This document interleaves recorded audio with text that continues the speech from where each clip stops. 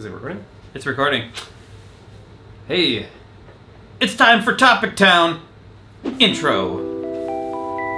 I'm Matt. And I am Craig. No, that's not right. Oh, Let's Craig. start again. I'm Craig. He's Craig. And I am You're Matt. Craig? Matt. He's Matt. Today, we are going to talk to you about a topic, and that topic is... Digital versus analog. Hey, good one. That's a good one. So which one is it? Which one's your favorite? So, anyway, I went to college, UW-Madison, Communication Arts. Mm-hmm. So did I. Really? Yeah. What year? That's very weird that I ran into you a lot during that time. Yeah. I met Matt, actually, at in the dorms. Mm-hmm. Freshman year of 1999. Yeah. I mean, it wasn't freshman year of that year. That was the whole year I was a freshman. Yeah. Anyway, I went to school for communication arts, radio, television, film. Film is the key word here. I took a film production class, and in that class we had to, for an assignment, just for one assignment, we had to, or maybe there were a few assignments where we had to edit the old-fashioned way with actual film, cutting it. We put it on a little machine. What was it called? I think it's called the Steinbeck. Steinbeck. Yeah. It's basically two wheels that you put the film on, and it goes through the Glenbeck. It goes through a little light, and then like a little screen that it projects on, almost like a little microscope. It's going through, and that's it. Yeah. And so like you turn. I did a short film. I think it was two people meeting in the road and having a guitar battle. It was you, I think. It was either you or someone I was roommates with at the time, and the other roommate, Janelle, who was our roommate, had a guitar battle, and I edited it together on film. You shoot it on film, you cut it, you tape it together, and whatever happens, happens. You know?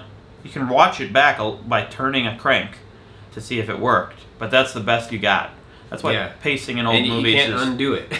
Yeah, and that's why pacing in old movies is, probably a little more off. Then you can monitor things so much quicker and easier digitally. So I will say, as far as the production side goes, I'd much rather use video. Much rather. Digital editing is the way to go. Of course. But that said, you can still nowadays shoot on film, digitize it, and then bring it back to film and cut it together. So you can edit it digitally and then cut it back together on film.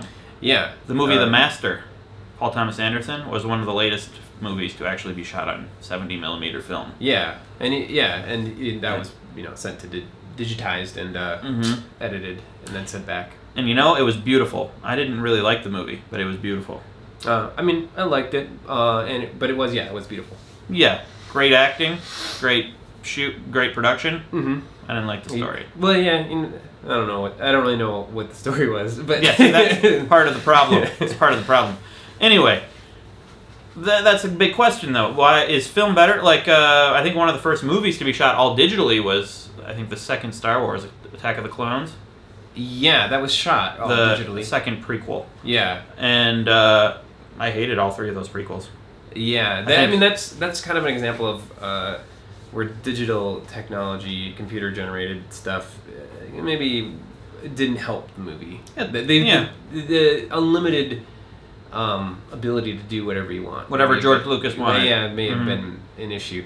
But the others might disagree, but I think that's an example of. But the film look is something that I think everybody likes, or at least I really like the film look, and it doesn't.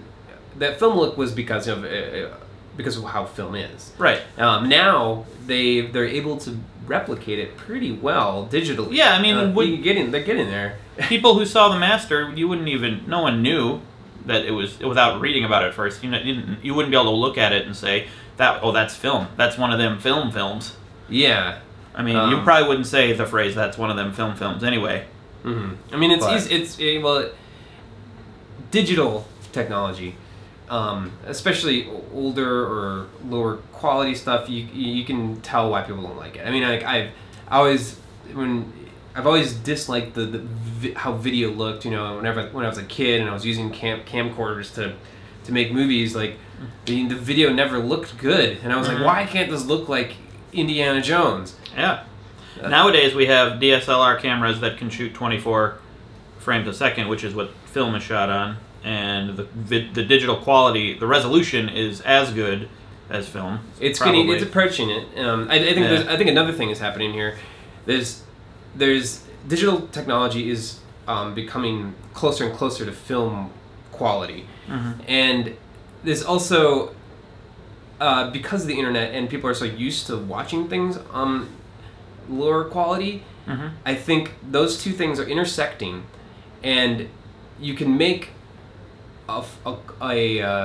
your film a little bit lower quality, but it's the best quality it's ever been, and it'll still look like a film, or at least be acceptable because of these two. Like, there's a lowering of taste, I think, because of the internet, especially if you're just showing your thing on the internet. Yeah. And also that the technology is actually approaching film. So it's like people are becoming more tolerant of lower quality. They're more tolerant, I think, of digital quality. Of digital quality, of like and like the little artifacts that digital technology has. That's fine. I mean, why do we have? We get this sentimental value attached to the medium. Yeah, like why is film quality? Why is it good? Why do we think it's good? Just because it's been around for 100 years. Yeah. It doesn't necessarily mean anything. Yeah. We all love Betty White. She's been around for 100 years. Yeah. I mean, but really, if you look at it objectively, what's so great about Betty White? Well, I think if you look at it objectively, you can find a lot of things that are. You're right. That's a bad example. Betty White's awesome. Because, I mean, the reason that film looks the way it is it was, in a way, a limitation of the medium. Yep. Like 24 frames. Sometimes limits are good. I've talked about this on WheezyWaiter. Limits are important. And now, like, with digital technology, you don't have to be 24 frames per second. You could do 48 frames per second, like The Hobbit. You can, or even more. The limits now are less about the technology and more about the audience. Like, we're doing these in 10-minute bursts. This is digital. We could leave that camera running, well, these cameras shut off after a while. But for a long time, we could just shoot. We're not wasting film. It doesn't cost anything. And but people just aren't going to watch. But we're just making a conscious choice of, like, what our limitation is. Now it's all up to us, which kind of sucks. Because then we have to think more, But we don't have to cut together stuff. So what have we decided here? Well, digital technology is good. Film is good too. And so we haven't decided a darn thing. Let's move on. Okay. Well, there's other aspects of digital versus analog. Well, yeah. There's audio, like tape versus vinyl versus. Yeah. So we recorded CD. Our first album on Screaming. Tape. We recorded our first Pony Club, our first album on tape. Everything was on tape. Yeah, on reel-to-reel tape. Yeah. Our first album, Janelle. Yeah. And Expert was recorded on reel-to-reel tape. But it was our band Driftless Pony Club. That's sort of a hybrid because the whatever overdubs we did to fix all the mistakes we made, that was done digitally. But no one's gonna know. No one's gonna care unless you tell them. Yeah, and our most recent albums, those were completely digital. There's no tape involved. Right, and I think it did affect our process of recording it. Yeah. But the ultimate sound at the end, if you listen very closely, I think you can tell that Expert sounds different a little bit. Just phonically. What's the word? Aurally. Yeah. But I think there's a different quality to the sound. There is, but you can't really tell unless you tell someone. But we did especially if you're listening to it as an MP3. But we did record it in a very quick fashion. Like it was all recorded live with few overdubs. Yeah. It was much more stripped down because it was reel to reel, and that gave it that great quality. It's one of my favorite things we've done. And I guess the old way just gives you limits that might increase creativity. Yeah. And then there's also the way you consume it. Like I was just thinking about this the other day. I was driving past where there used to be a Blockbuster Video, and I was thinking about how I haven't been to a video store. I was probably one of the late. I held on for a while. I still would go to video stores, but now I just go to Netflix or Google Play or Hulu or Amazon, one of the places you can just buy or rent stuff on your computer. But I do miss the walking through the video store and finding the obscure. You can find obscure things online, but it's a different way to find it. Like you see a box. The cover art was so much more important back then. Yeah, and online you're often searching for things, so like it's harder to like just kind of stumble across something. When you're walking through the aisles, you're just kind of like you're perusing the aisles, and you're overhearing some weird dude with a shirt off in the corner mumbling about some movie. I was in the seedy part of town. And that guy was me actually, but and it was just a unique experience that I don't really get anymore. I mean, there are obscure video stores now, but then they tend to all be just weird movies. Yeah, they're sort of niche. Sometimes I want a good, comforting Spielberg, Yeah. Or that's it. I only watch Spielberg. Who else? You got your Chris Columbus. He did the first 2 Harry Potter movies. Yeah. Sometimes I don't want the guy shoving metal pipes through his head. Sometimes I don't want. I'm not going to go any further on those kind of movies. That I was thinking of a movie called Tetsuo Iron Man. Look it up, kids. Yeah, it's a good one. But anyway, yeah, it's not with Robert Downey Jr. No, different Iron Man. But I think we have to wrap it up now, and I don't think we've come to a conclusion here other than. There's differences. Analog would force more creativity in the production, or force more. You'd have more limits. And now it's unlimited, and maybe kids growing up in this day and age of unlimited choices digitally have no respect.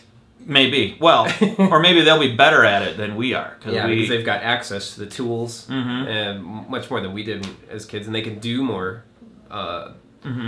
great things, But I'm going to still try to suppress them with whatever little internet power I have gathered. Yeah. So that I remain in control. Yep. Just kidding. Create. Be free. Yeah. Go out there. Go in there. Artist. Go in there. Go out there digitally. Go out there. Do it however you can and will. Outro. Done. Good one. High five. Digital high five. Wait, are we not touching or? No, not touching. There you go. Good work.